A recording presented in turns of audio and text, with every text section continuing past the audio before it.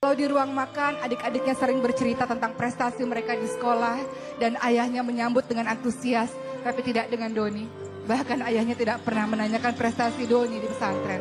Dan Doni pun tidak pernah menceritakan prestasinya. Ia menunduk saja dan terus makan saja tanpa bicara sepatah kata pun. Tapi ada yang berubah dari anakku Doni. Doni setiap malam saat kami semua tertidur, di sepertiga malam ia bangun dan sholat tahajud. Ia menengadahkan tangannya dan berdoa kepada Allah Subhanahu wa Ta'ala.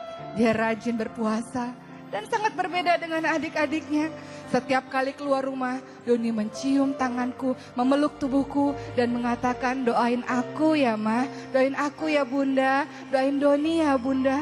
Hal yang tidak pernah dilakukan oleh adik-adiknya karena didikan modern oleh ayahnya. Maka Doni menjadi anak yang sangat aku sayangi. Ketika Doni selesai dari pesantren, ia kembali ke rumah berharap ia akan kuliah. Tapi lagi-lagi ayahnya mengatakan, dengan otak yang seperti itu, gimana mungkin bisa kuliah? Biarkan saja dia nggak usah kuliah, nanti malah jadi beban saja. Begitu kata suamiku. Maka Doni pun tidak membantah, ia sibuk mengisi hari-harinya dengan menjadi remaja masjid di perkampungan, bukan di daerah komplek kami. Setiap hari dia datang ke masjid untuk menjadi imam masjid.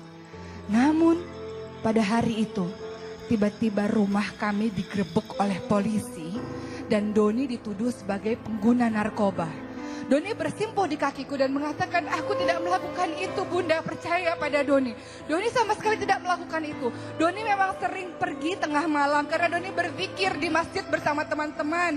Karena Doni melakukan ibadah-ibadah di masjid bersama teman-teman. Tapi Doni tidak melakukan itu Bunda, itu fitnah. Itu tidak benar Bunda, Bunda jangan percaya dengan kalimat-kalimat itu. Dan Doni pun pada akhirnya dibawa ke kantor polisi dan ayahnya ini memang sangat sayang sebenarnya dalam hatinya, berusaha untuk membebaskan Doni. Dan memang Doni pun terbukti tidak bersalah. Tapi ternyata kenyataan ini kembali membuat suamiku sangat malu. Dan kembali perkataannya adalah, kenapa sih Doni selalu buat ayah malu dari kecil? Sudah gak pinter di sekolah, bodoh, gak naik kelas, sekarang buat malu lagi, kata ayahnya kembali memarah-marahi Doni.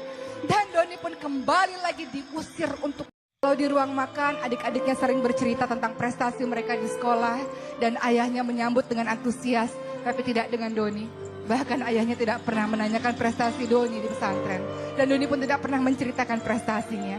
Ia menunduk saja dan terus makan saja tanpa bicara sepatah kata pun. Tapi ada yang berubah dari anakku Doni. Doni setiap malam saat kami semua tertidur, di sepertiga malam ia bangun dan sholat tahajud. Ia menengadahkan tangannya dan berdoa kepada